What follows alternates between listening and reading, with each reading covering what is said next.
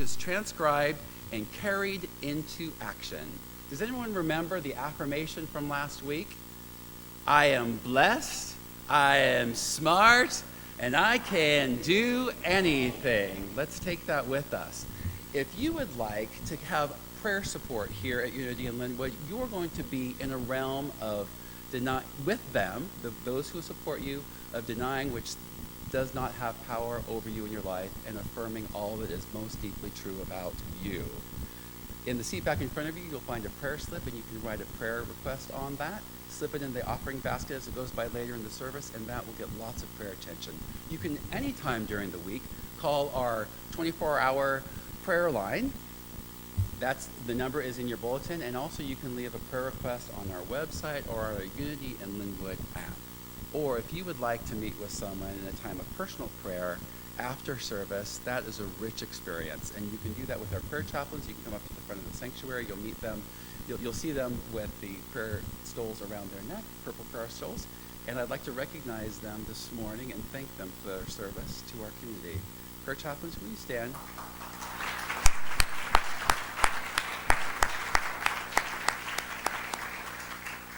Thank you for your service to us. Today's denial affirmation is here. Let's take it in together, and I will go ahead and read it once, and then I'll have you join me.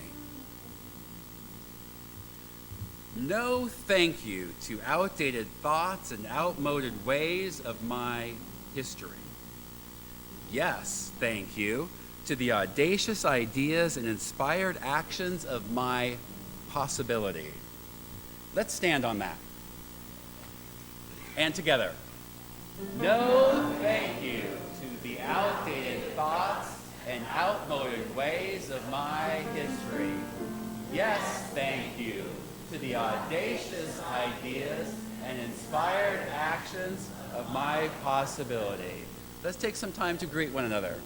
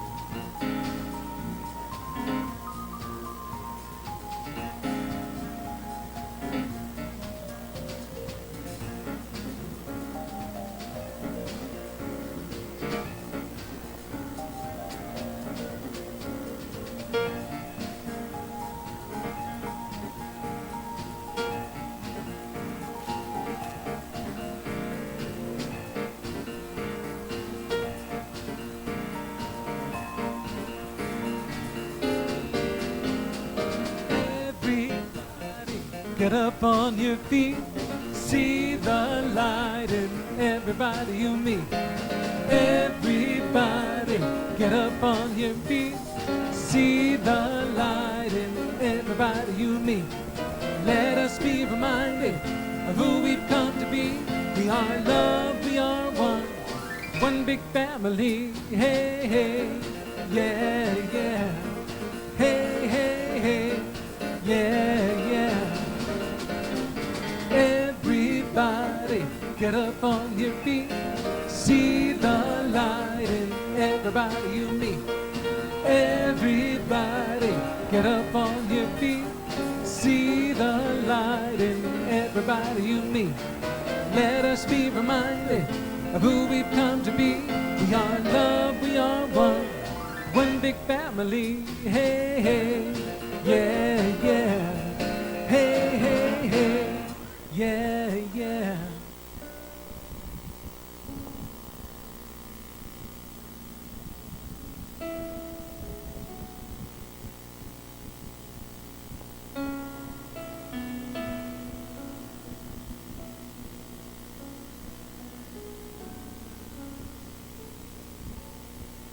Know you are loved. Rest in peace. Dream your sweet dreams till your soul is relieved. know you are loved. Rest in peace. Dream your sweet dream till your soul is released.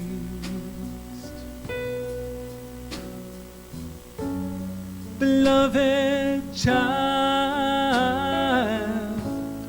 my heart is yours. Beloved child, go out and open doors with your love, with your faith, with your compassion, with your grace, oh, with your grace.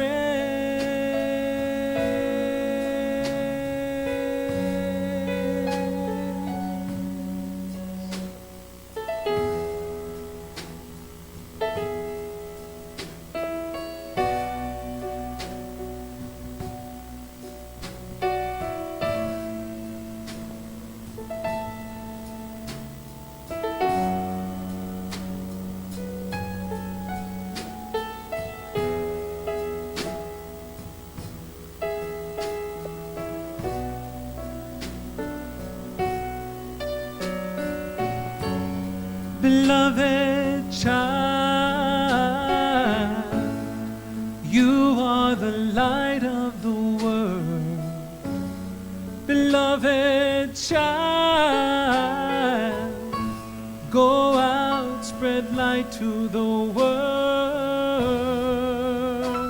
Be strong, be kind, be brave. Know your mind. Know that you're divine. Know that it's all right to be afraid.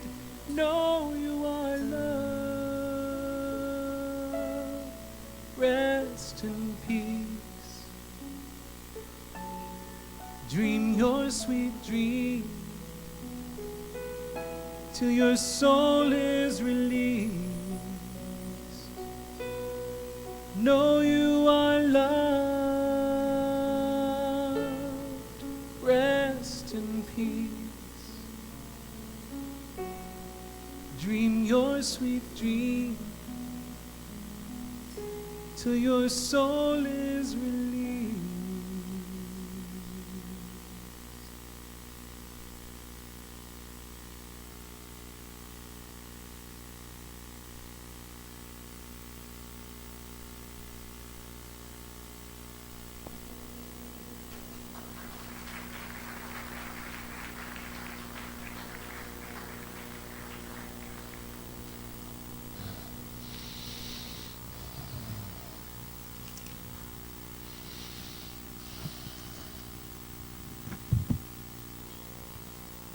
Said the same thing at 9 o'clock, and I mean it just as much at 11 o'clock. I so celebrate the fact that by the time Ken Urie gets done with you, and by the time Matthew Wilson and the band gets done with you, baby, you've been to church. Woo! Oh.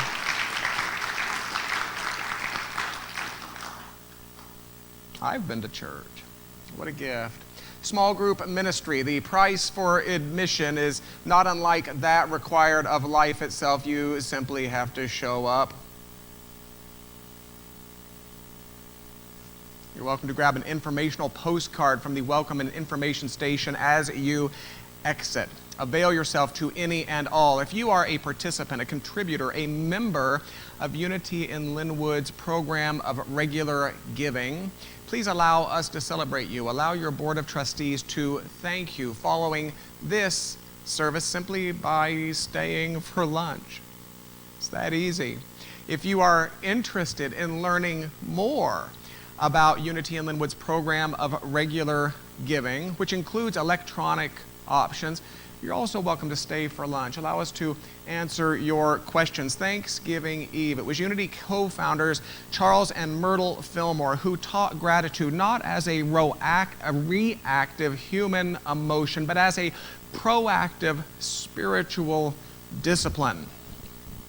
We press this idea to its highest potentials in a service that is rich with music and a lot of fun.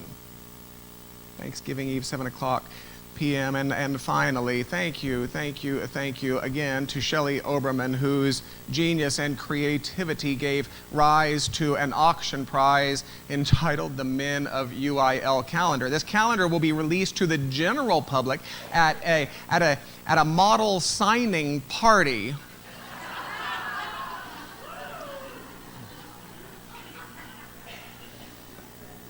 on Friday evening, December 6th, 7 o'clock p.m. All are welcome. Come have a good time.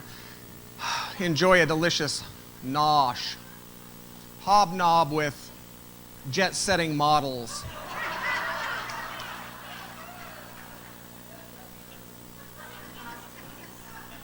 No, not the same costumes. Every service has an ambassador. This person's role is to support you in your exploration and discovery of this idea, this evolving, unfolding idea we share. So if you have a question about who we are, what we teach, what we believe, about what's available to you, you are welcome to engage your 11 o'clock ambassador in that conversation. His name is Lynn Burton Harden, and he will now wave vigorously that you might identify him from the masses. Woo!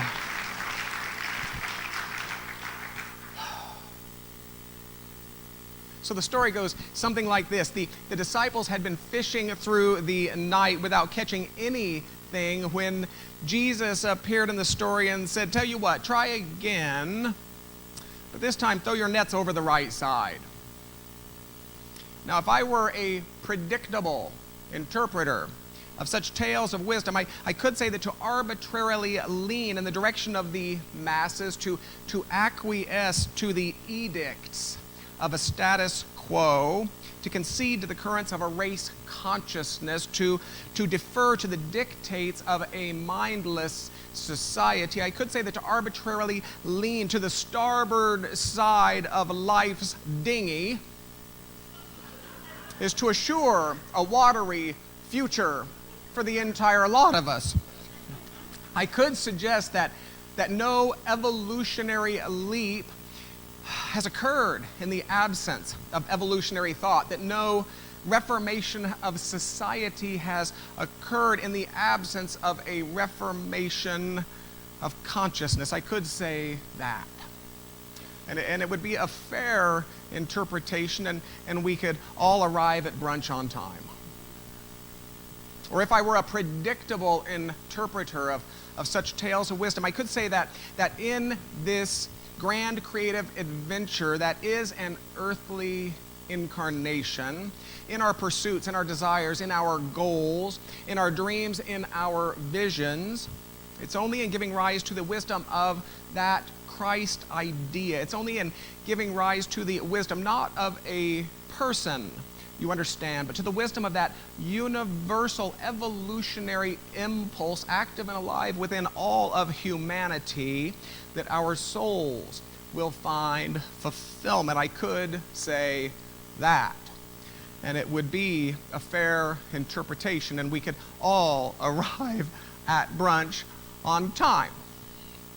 Or if I were a predictable interpreter of such tales of wisdom, I could say that to cast your net into the same barren waters again and again and again, to employ the same strategies, to perform the same actions, to enable the same habits, hoping for different results, is nothing short of an absurdity, to which Jesus basically says, "Stop that right now, you. Stop it. Try something new. Cast your net over the right side instead." Now, understanding that unity offers the Judeo-Christian library as something of a personal, spiritual, psychological owner's manual for a human incarnation, and that Unity would assign fish to represent something of idea. I could say that to welcome the same old thoughts, to perpetuate the same old beliefs, to protect the same old consciousness leads to something of a spiritual starvation, to which Jesus basically says, stop that. I could say that. And again, I think it would be a fair interpretation, and we could all arrive at brunch on time, but I'm not a predictable interpreter of such tales of wisdom. I'm not a predictable interpreter of such tales of wisdom, because it's my belief that if we all arrive at brunch on time, we probably haven't worked hard enough. We probably haven't worked hard enough to excavate through the earthier layers of meaning, factuality and simple morality, to the richer layers of capital T truth, which reside beneath. You see that the wisdom of these teachers was delivered through story. Must never lead one to the careless conclusion that the wisdom is elementary. So again, the story goes something like this. The disciples had been fishing throughout the night without catching anything when Jesus appeared in the story and said, tell you what, try again, but this time throw your nets over the right side. Now, it seems reasonable to conclude that the disciples had been fishing throughout the night over the left side of the boat. Jesus wouldn't have said, try again, but this time throw your nets over the right side. And while I could say that to arbitrarily lean to the starboard side of life's dinghy is to assure a watery future for the whole lot of us, or while I could say that it's only in giving rise to the wisdom of that universal evolutionary impulse active within each and every one of us that our souls will find fulfillment, or while I could say that to cast your net in the same barren waters again and again and again, hoping for different results, is nothing short of spiritual absurdity. And while we could all arrive at brunch on time, I invite you to pop a Tic Tac, to grab a piece of Wrigley's Spearmint, to open that purse of yours and reach for that hair-covered packet of oyster crackers. Instead, I'd like us to take the time to excavate through such earthy layers of meaning, to consider the less obvious conclusion. Take a deep breath with me. To consider the less obvious conclusion that the disciples had been fishing throughout the night over the left side of the boat because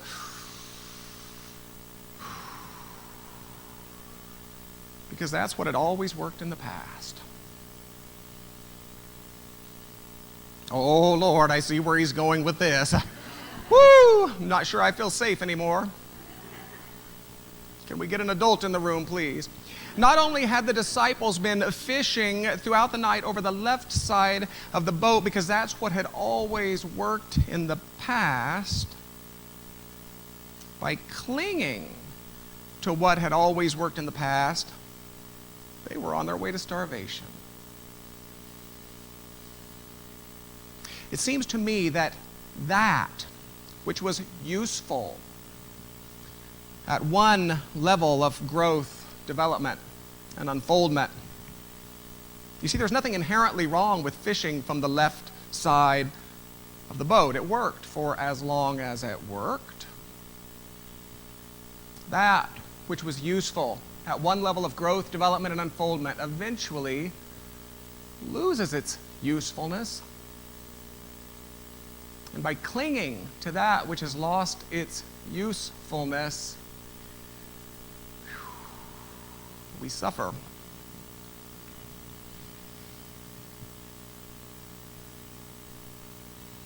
Now, the details aren't important, but suffice it to say that I lived alone in the family home during a significant portion of my high school experience. Now, how this occurs, without any question from various agencies and services and administrations, is a question I didn't recognize as being conspicuously absent. I mean, I like to think that a child living alone nowadays would be noticed. And yet to this day, I have no answer to that question. Now, my high school experience wasn't particularly stellar. Neither was it particularly disastrous. Honestly, I was pretty bored, academically speaking, and I meandered through in what I might call a reasonably above acceptable fashion, employing as little effort as possible. Nonetheless, while meandering through in what I might call a reasonably above acceptable fashion, I kept the bills paid, and I kept the house clean, I kept the pets fed, I kept the car running. I learned about adult matters such as property taxes and college educations and Pell Grants and child support. It's fair to say that as a teenager, I developed the capacity to manage a wide variety of things quite well and with a fierce independence.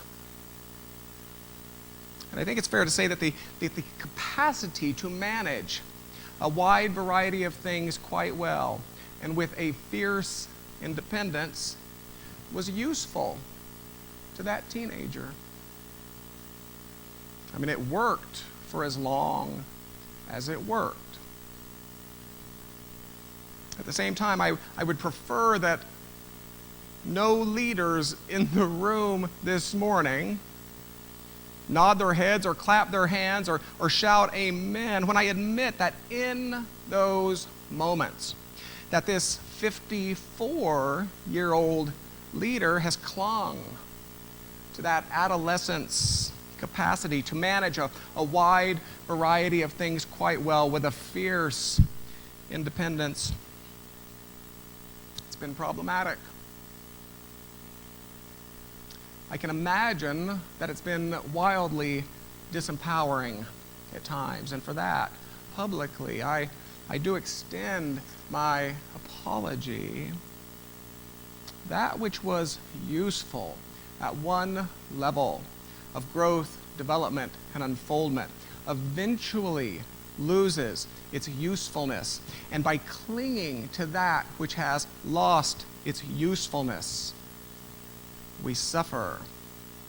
We see this in the process we call dying. Unity would offer, and this is by no means unique to unity, by the way, unity would offer that the real you isn't that flesh and bone, that gendered mass of carbon and atoms you utilize between a date that appears on your birth certificate and a date that will one day appear on your death certificate. Unity would offer that the real you is something of eternal soul stuff, pressing into form and pressing out of form on its endless adventure of growth, development, and unfoldment. And yet, don't we all know those who would cling to that flesh and bone, even after that flesh and bone have lost their ability to support that growth, development, and unfoldment? Even after that flesh and bone have lost their ability to support the real you. I wonder if we mightn't learn to approach that universal threshold with the easy grace born of understanding instead of the fearful suffering born of clinging. We see this in education. Thank God we are realizing that we can no longer educate our children in cookie-cutter ways for cookie-cutter jobs when the unique brilliance of each child is so very necessary to an emerging world in which the next generation of jobs hasn't even been imagined yet. We see this in relations. Information is now instantaneously available at any point on the globe. Every dollar you spend touches the lives of hundreds, if not thousands, of individuals. Pollution in the East is pollution in the West. Unlike your great-grandparents who knew little, if anything, of a world beyond their immediate communities, you yourself can appear on any point on the globe in about a day. We can no longer imagine ourselves to be independent and isolated beings in an interdependent and global community. We see this in church. The world is changing and shifting and growing and evolving, and in that clinging to what has worked in the past, some 10,000 churches a year close. I would say that the same thing applies to us as an intentional spiritual community we call Unity in Lynnwood. All that has brought us to this beautiful point in our evolution will eventually lose its usefulness. And while the next question is obvious, I have to tell you I already know the answer. You will continue to do what you've done so beautifully for so long. We will continue to pull our collective net from the waters of today and courageously toss it into the waters of abundant new possibility and great love, in firm faith, in unwavering support. That which was useful at one level of growth, development, and unfoldment eventually loses its usefulness, and by clinging to that which has lost its uselessness, we suffer. And yet, don't we all know those who would cling to that relationship, to that behavior, to that expectation, to that strategy, to that assumption? What is it in your life that you've assumed could never be different? Because I'm here to tell you, eventually it will. Don't we all know those who would cling to that fear, to that comfort, to that illusion, to that conformity, to that mediocrity? What is it in your life that you arbitrarily accept as being good enough? Because I'm here to tell you, eventually it won't be. Don't we all know those who would cling to that tactic, to that rule, to that pattern, to that memory, to that thing? What is the thing in your life that you absolutely know you can never live without? Because I'm here to tell you, eventually you will. Don't we all know those who would throw their nets over the left side again and again and again, even as their souls starve for the resources which simply await a new choice?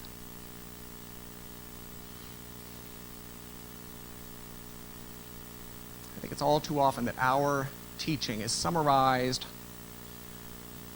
in some iteration of the question, how might I get the fish to come to the left side of the boat?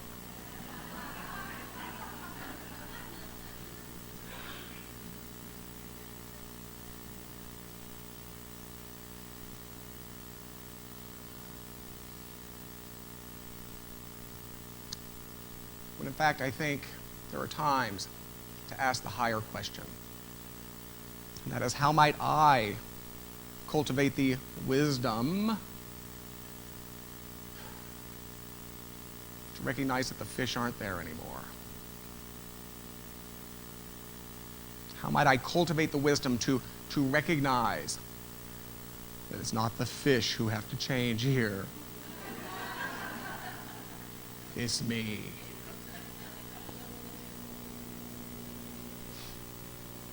Whew. Let's take a deep breath together. Let's allow those questions a minute without interference, without judgment. Let's allow them to dance.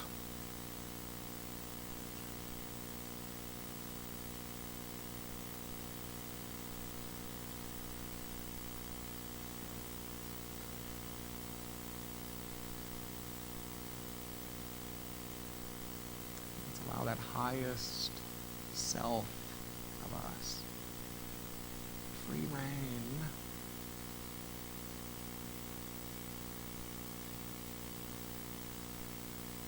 Without judgment, without interference.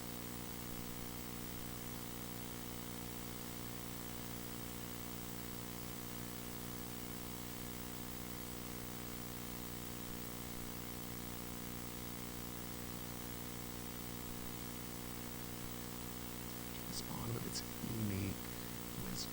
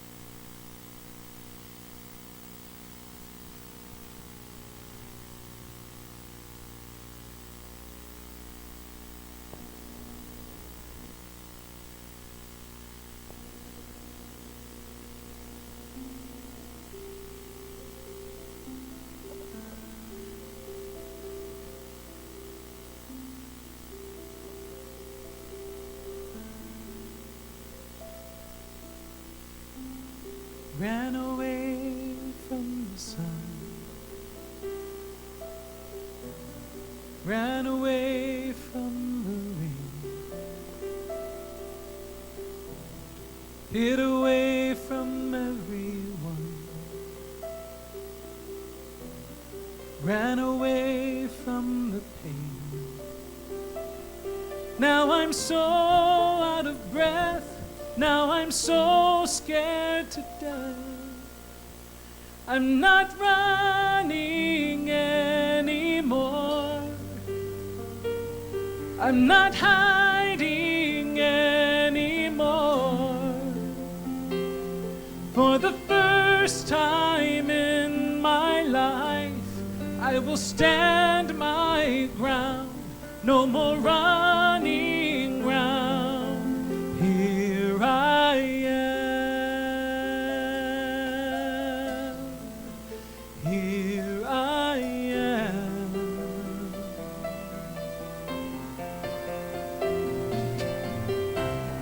What's a life covered up? Day and night not to fail. Like a life without love is its own kind of jail. What a waste to regret what I haven't tried yet. I'm not running anymore. I'm not hiding anymore. For the first time in my life, I will stand my ground with my heart unbound. Here I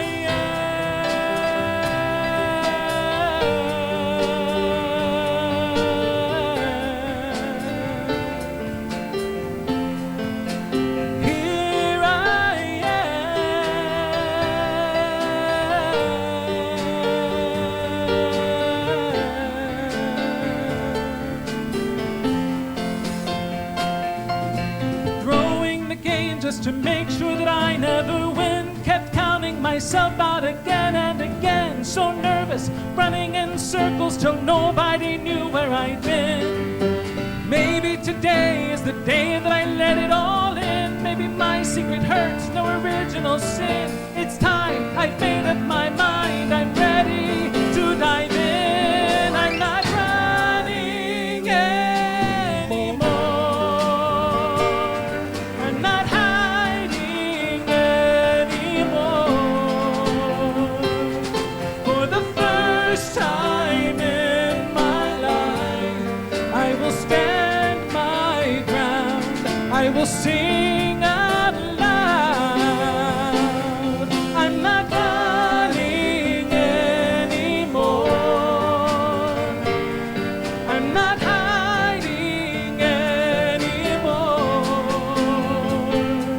For the first time in my life, I will stand my ground. No more running round. Here I am. Here I am.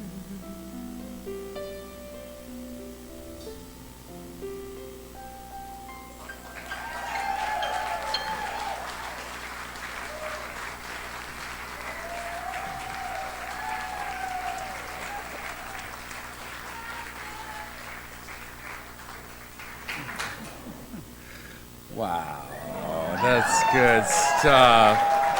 Thank you, Matthew. Thank you, musicians. Jonesy, Jennifer, Bevan, Scotty, and Dr. Richard. Well done.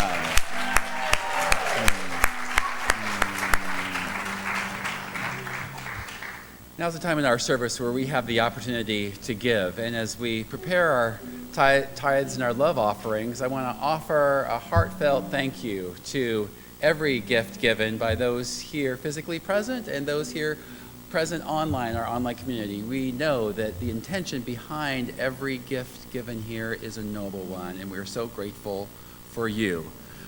Charles Fillmore says this about giving: if we have freely received, we must also freely give and keep the substance going, confident in our understanding that our supply is unlimited and always right at hand in the omnipresent mind of God. Let's take this offering affirmation together. I give freely and fearlessly, fulfilling the law of giving and receiving, and so it is. All that I am, I offer at the altar of love. All that I am, I offer at the altar of love. In sweet surrender, in sweet surrender. All that I am, I offer at the altar of love. All that I am, I offer at the altar of love. In sweet surrender, in sweet surrender. All that I am, I offer at the altar of love. All that I am, I offer at the altar of love. In sweet surrender, in sweet surrender. Let's bless these gifts together. We infuse these gifts with love. We release these gifts with faith. We receive the gifts of giving with so much gratitude. And so it is. Thank you, ushers. Every Sunday, we love to say hello to anyone who might be visiting us for the Hello there. Always trying to get attention. Sorry.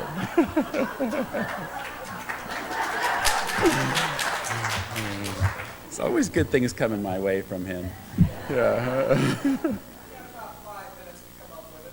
All right. Okay. Get ready.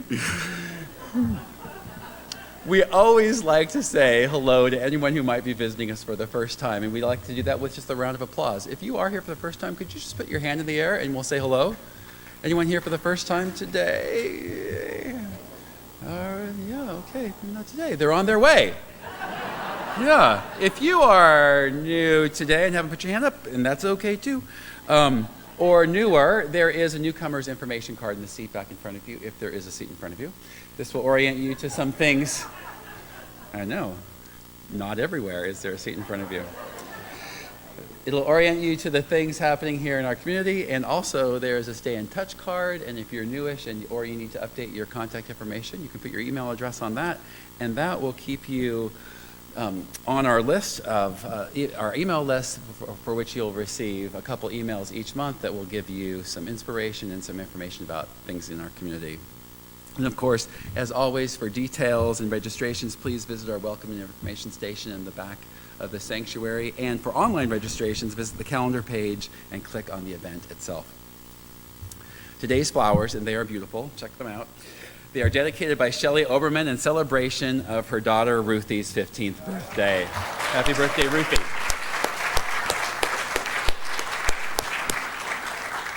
If you'd like to make a flower dedication, you can do so by registering the gift shop for as little as $10. Join us next Sunday, November 24th, following second service, for a community potluck Thanksgiving meal. Hosts will provide turkey, potatoes, and gravy. Please register to bring the side of your choice or not. You are welcome whichever way. Thanks to Nadine Carter, Roger Berg, and Laura Spar.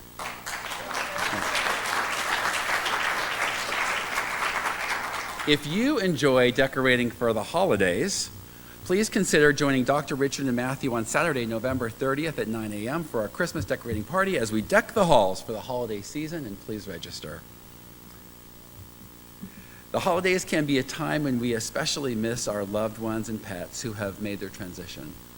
We invite you to a remembrance service on Sunday, December 1st at 12:30 p.m., at which we will remember and honor their presence on earth. You'll have the opportunity to open more fully to the gifts they gave you and bless them on their continuing spiritual journey. Please bring a picture for the altar, and we will provide a candle, and all are welcome. And of course, for all good things happening here at Unity Lynnwood, you can find the details on your printed program by visiting our Facebook page, our Unity in Lynnwood app, or the calendar page of our website at unityinlynnwood.org.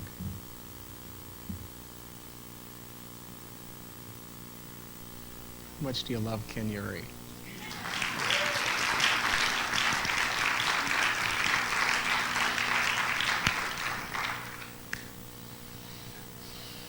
I've got 60 seconds left, so there are times when I say the same thing.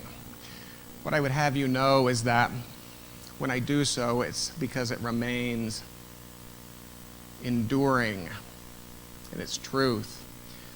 So yet again this week, I'd like to say that it is a deep joy. It is an honor. I consider it a sacred privilege to bask in the nobility of your company.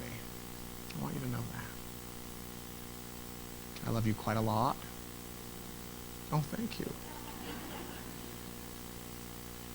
If I had known there would be no visitors, I wouldn't have been so predictable today.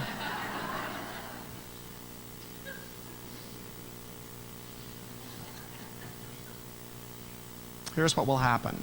We will close with a time of remembering. In a more traditional circle, I might say that we will offer a closing prayer.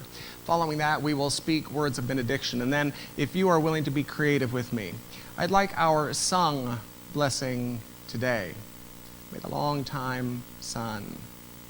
I'd like that to be the energy with which we close our time together. Are you willing to experiment with that a little bit today? And so we leave with with the words, "And the pure light within you shine your way on." Is that a way to leave? Let's try it, shall we? So if there's a first name of any soul you would like to include in this closing time of remembering, if there is the first name of any soul you would like included in a closing prayer, just speak that name now. And so we begin by saying yes. We begin by saying yes to those names invited, whether with the human tongue or with the human heart. We begin by saying yes. We begin by saying welcome. We allow this sense of yesness, this spirit of welcome to extend to our online audience. We allow this spirit of welcome, this consciousness of our fundamental unity to extend to any and all who have turned anything of a spiritual ear to this very conversation. And on behalf of all, we stand in that idea, that higher transcendent reality which we choose to call God, a reality that knows itself as a wisdom ample to any sense of confusion, a reality that knows itself to be a sufficiency ample to any experience of lack.